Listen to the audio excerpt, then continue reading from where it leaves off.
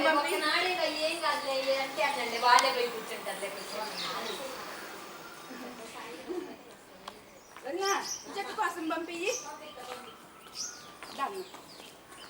చింతపండు కుంకుడుకాయలు కందికాయ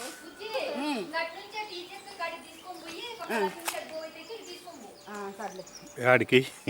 ముందుగా ఇంటి దగ్గరనే అసలు మనం బాదాం పారాదు ఎందుకు రమ్మంటున్నాం కొద్దిగా బ్యాగ్ లోనే ఉంది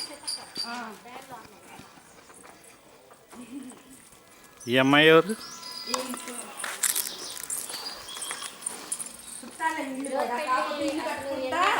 ఇంట్లో ఇల్లు ఖాళీగా ఉంటున్నాయిగా ఇంట్లో ఉంటున్నారు